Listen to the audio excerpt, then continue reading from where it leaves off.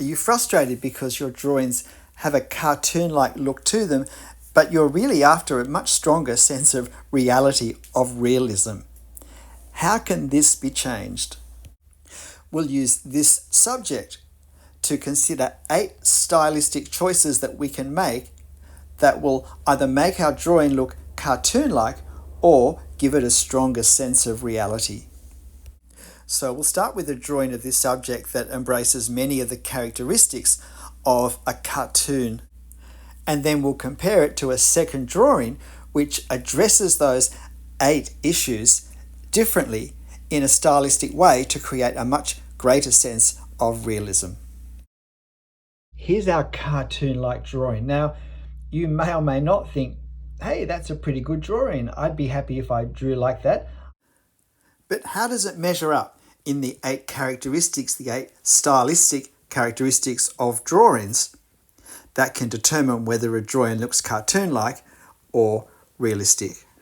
The first, in general terms, is an oversimplification of everything that we see in our reference when we draw it on the paper.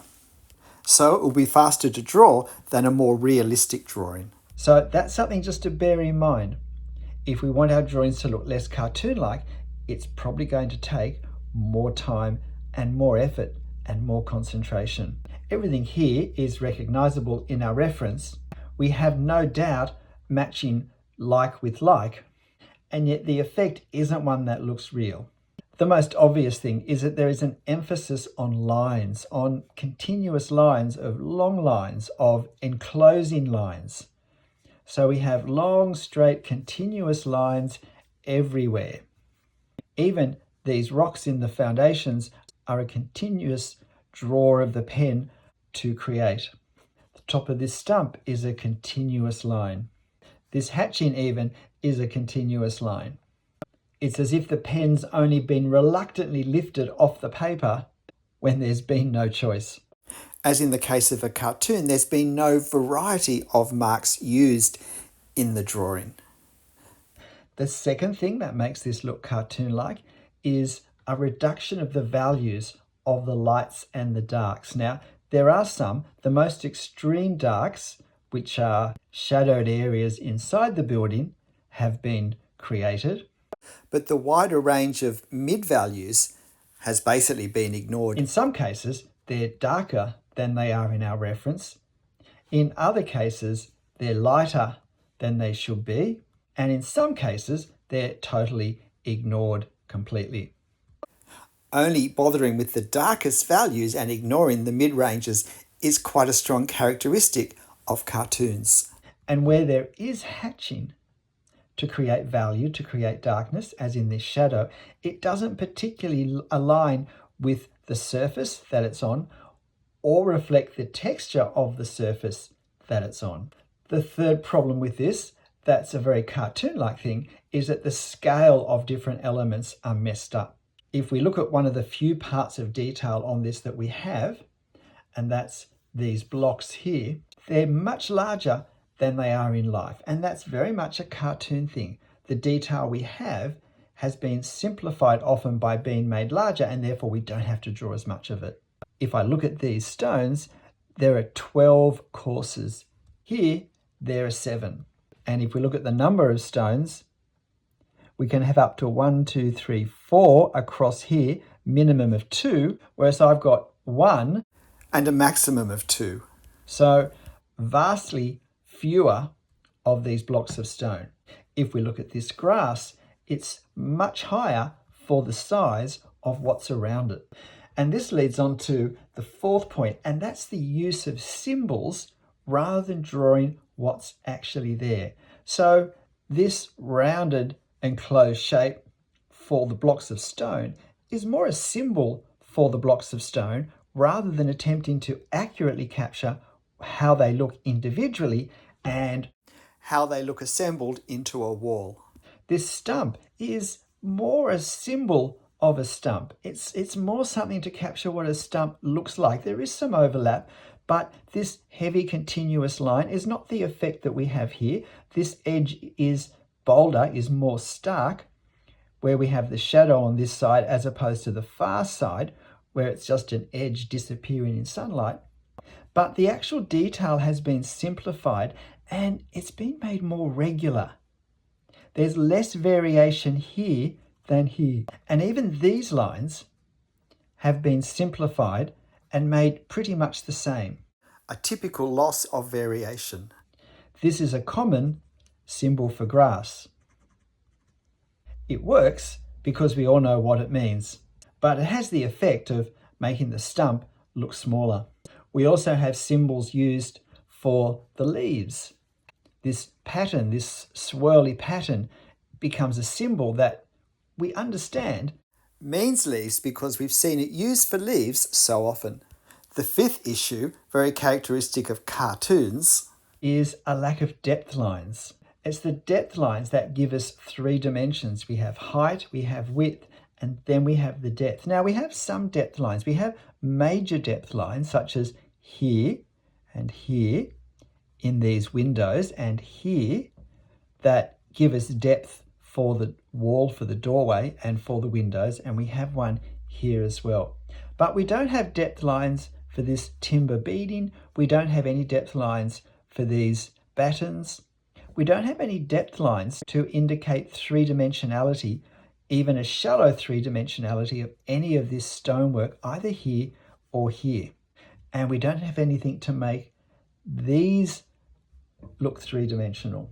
These arched bricks over openings in the wall look like they've just been drawn on. They don't look like they have any depth. And they also, because they look as though they've been drawn on, give a sense of a very smooth, flat surface, which is certainly not the reality.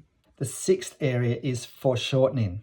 The general perspective angles are quite good, but foreshortening is the part of perspective that says as things move further away, they get smaller in the sense of they appear to narrow as well as become shorter, which means that when we look at this brick here, it's going to be taller and wider than a brick over here or a stone block over here, which is in life is the same size. But that doesn't happen here. I've kept the scale the same. These blocks don't become narrower as they move along. And the same happens here on this side, but it's even worse because this is a longer wall that moves away from us at a steeper angle. So it should be becoming narrower and narrower at a faster rate. And these are exactly the same as here. It's the same with this old well, where even if these blocks are all the same size, because of the curvature, we should see joins between them becoming closer and closer as they go around. Number 7 is a big one. In a cartoon, all edges are drawn with lines, continuous lines. If we look at these lines for the corners of the building, they do define generally the shape of the building, the box-like shape. The problem is they make it look like it's a smooth, hard edge, when in fact we have a series of stone blocks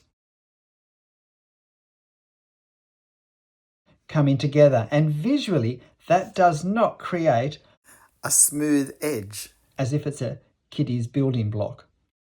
So a straight line does not capture the feel that this should have. It's an important form of oversimplification. In the same way, this continuous line, although it does undulate in and out a little bit, still is a vast oversimplification of the actual edge.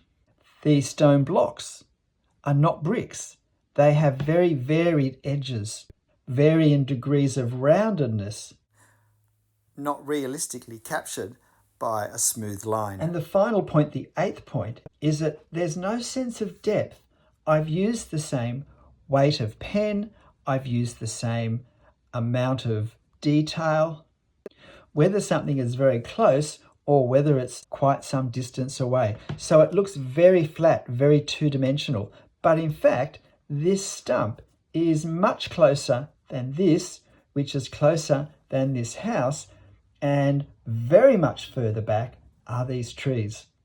We can get a sense that The trees are behind the house that's behind this old well that's behind the stump because of the positioning.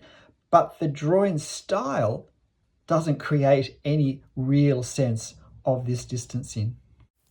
So let's see how this subject looks in a second drawing where we address these 8 issues with greater regard for a sense of realism in the drawing. It's not just that there are more lines on this. More lines in itself won't create a realistic effect. It's all to do with how we put the marks on the paper for what effect. But firstly, while we haven't drawn every detail here that we can see here, there is still a simplification process necessary. It's vastly less simplified than this one. Much more detail, which is why to draw with a strong sense of realism can take a lot more time. The values here are relatively darker than here. There's a greater range from the darkest areas to the more mid areas to the white areas. So that more accurately reflects the range of values that we have in real life in this sunlight for this subject. The scale is far more accurate. We have far more layers of stone here than we have here. And ironically, we've drawn less of the detail here and ended up with a far more realistic effect because we've created a far more uneven representation of these blocks of stone, which does reflect more the unevenness of what we see here. We've drawn less, but with more concentration on observation. If I were to have drawn all of these blocks of stone, there would be so much ink so closely together that this entire lower section would look very, very black indeed, which doesn't reflect the relative values of this to this or this to this. So there's a lot of things we juggle at once with our mark making to create a sense of reality. I've done my best here to avoid symbols. Now, some of my marks here don't look that dissimilar to here, but I've worked harder with the size, with the relative scale of the grass, not just between the grass here and the stump, but between the grass here and the marks for grass further away. I've worked harder to keep a scale consistent with distance, with a sense of depth. You could see here, although I've got similar lines to here, these ones are trying to represent more the reality of the rings of this old pine tree that's been cut down. Here, it's more a stylized, well, this is what this sort of thing looks like. And I've tried to show far more of the grain of the timber with my line work here than here. Now, a really big change in this more realistic one is edges. Cartoons are drawn with a simplified edge of a smooth, continuous line. Much of reality doesn't create that effect when we see it. And so I haven't done a straight line down here. I've tried to do marks that indicate the raggedness, the jaggedness here, here, and here of the corners of these rough stone blocks, where in between each one there's a slight indent, and different parts of this catch the light in different ways, which creates visually a play of emphasis and less emphasis. You'll notice here compared to here, I haven't outlined these blocks in their art shape, and by emphasizing some points with more ink, I've created the assumption of shadows being cast by what depth of these blocks of stone we can see, which gives a slight roundedness to them. It roughens the surface of the wall. This hatch in here, the fact that from this section here where it comes out slightly, there is a slight roundedness of my hatching to reflect the underlying form, that gives a sense that this lower section protrudes slightly more than the upper section, and we get no sense of that here. With foreshortening, there's very much a sense that these blocks are wider than these ones, that these ones are wider than down here. In fact, once we start going on the other side of this door, there's really no suggestion of whole stones because they really become very small. but we want to put just enough marks to indicate some of the deeper recesses in the surface that are still catching the light, or rather not catching the light. And it's the same with the upper level, where we have made an effort to capture the sense that it's not smooth, but that the effect is of rough stone.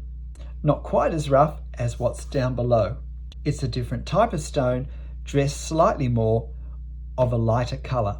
And so when we've put our shade on this wall, we've varied the shade so that we still get a sense that the wall is a lighter colour up here than down here.